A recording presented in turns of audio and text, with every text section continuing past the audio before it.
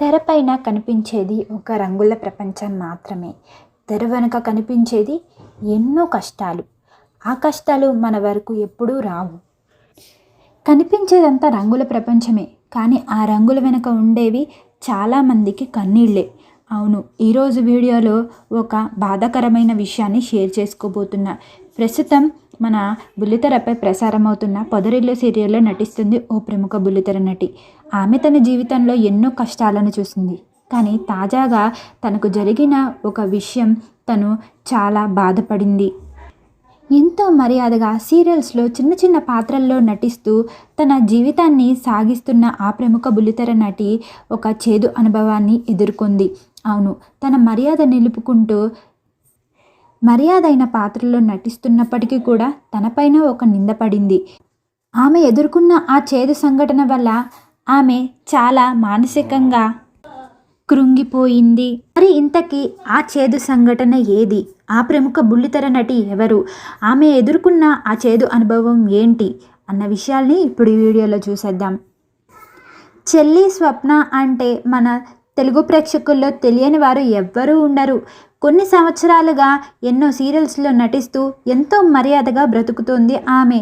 అయితే అలనాటి అమృతం, అలాగే ఇటీవల వచ్చి ఇక ముగిసిన సీరియల్ గృహలక్ష్మి, ఇక ఎన్నో సీరియల్లో కనిపించి మన తెలుగు ప్రేక్షకులకి బాగా దగ్గరైపోయింది చెల్లి స్వప్న. అయితే కొంతకాలం కిందట తాను ఒక అసోసియేషన్లో చేరుదామని నిర్ణయించుకుంది.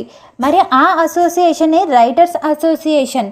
ఈ అసోసియేషన్లో షార్ట్ ఫిలిమ్స్ తీసేవాళ్ళు, షార్ట్ ఫిలిమ్స్లో నటించేవాళ్ళు, అలాగే కథలు రాసేవారు, మరి ఎంతోమంది ప్రముఖ వివిధ రంగాల్లో ఉన్న సెలబ్రిటీలు ఇందులో చేరుతారు. అలాగే మన స్వప్న కూడా ఇందులో చేరుదామని నిర్ణయించుకుంది. ఇదే సమయంలో ఆమె ఓ చేదు సంఘటనని ఎదుర్కొంది. అయితే ఆమె రైటర్స్ అసోసియేషన్లో చేరుదామని వెళ్ళినప్పుడు ఆమెని ఒక వ్యక్తి అనరాని మాటలు అనేశారట. నువ్వు వెబి డాష్ డాష్ డాష్ అంటూ ఆమెని విపరీతంగా అవమానించారట. ఇక ఈ బాధను ఆమె తట్టుకోలేకపోయింది.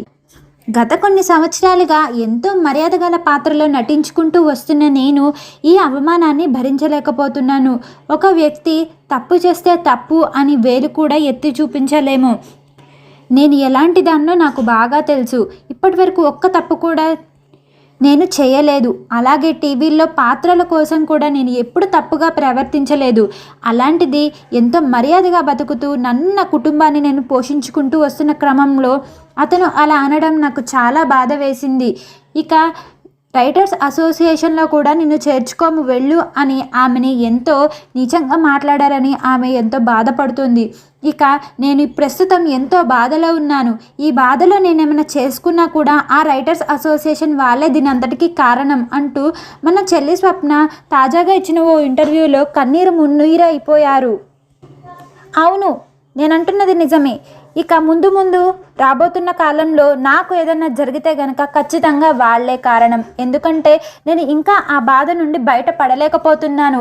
నా జీవితంలో ఇప్పటి వరకు నేను ఎదుర్కొన్న చేదు సంఘటనలో ఇదే అతిపెద్ద చేదు సంఘటన. ఎందుకంటే ఇప్పటి వరకు నేను ఎంతో మర్యాదగా ఉన్నా కూడా ఇలాంటి నిందలు వేశారంటే ఇది నేను చాలా జీర్ణించుకోలేకపోతున్నాను అంటూ ఆమె ఎదుర్కొన్న ఈ చేదు సంఘటనని అభిమానులతో షేర్ చేసుకుంటూ ఎంతో బాధపడ్డారు మన చెల్లి స్వప్న.